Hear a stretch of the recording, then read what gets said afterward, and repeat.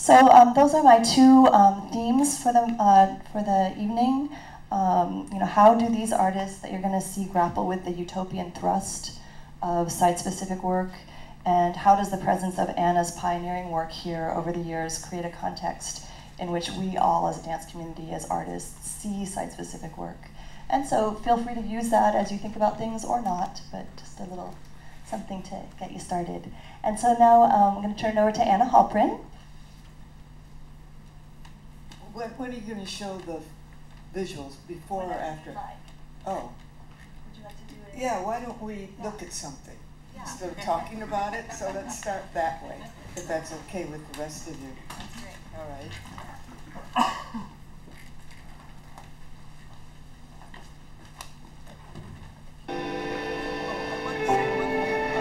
Could you stop for a second? Could you hold it for just a second? Okay, I want to say one thing about this. I just want to say that when you're moving or you're creating dance in the environment, sometimes the only people or the only witnesses you have might be a passing deer or a bird or some other stray dog or somebody that happens to be walking by at the time that you're there. So this was for me the first time that I shared my work in the natural environment with human beings. And so and you know how we are always limited by the budgets that we have. So we did 5 shoots in one day and then 5 shoots the next day. So there wasn't really time to plan a dance or to rehearse a dance. You just go into the site and respond to it. And so just imagine that you happen to be walking by and all of a sudden you see this figure emerging, and then you continue walking and you imagine that perhaps it was a dream or some other little incident in the environment. So these were done very, very spontaneously.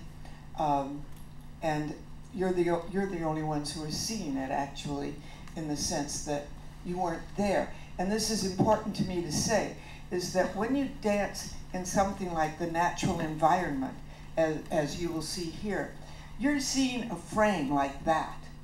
And that isn't what I'm responding to. I'm not responding to the frame that you're seeing.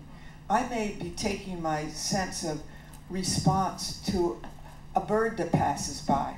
That becomes part of whatever it is that I'm doing.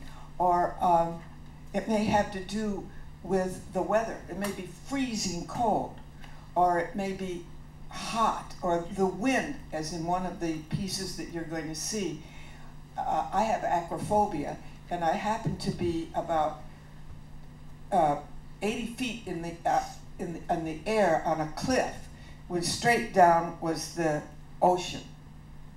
And the wind happened to be coming from behind me so violently that it was all I could do, to stay solid. So these are things that you don't see when you look at a videotape like this. You don't see the wind or feel the temperature or see the incidental things that are moving around you. And I always have to say that because whenever like in this performance that's coming up, one of the important things about it is the way you look at it. And I had somebody give me a response, and she said, well, that's empty there.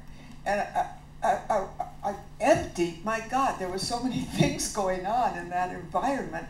I wanted it to be empty of the dancer, the performer. So you could see this wonderful man just strolling by with his dog, or you could see 2 lovers in the corner over there, or you could, all of a sudden see some airplane and the noise it made flying overhead. So whenever you look at any kind of dance that's done in the natural environment, it's a different way of looking. So what you're going to see is a piece of a piece. Okay, so now.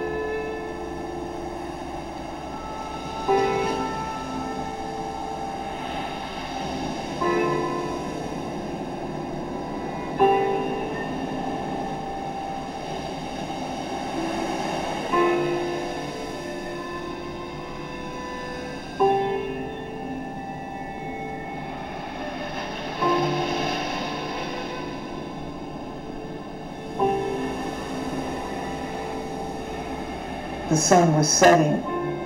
I was just really quite incidental. I want to surrender to the forces of nature to see where it will take me.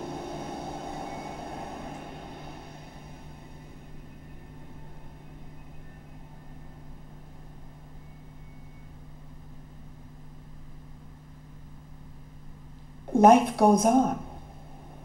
That a tree grows and it comes to a fruition, it loses its leaves, it dies and the leaves become part of the ground. There is that cyclic ongoingness of life that I could begin to feel part of. That there was something beyond me that would endure.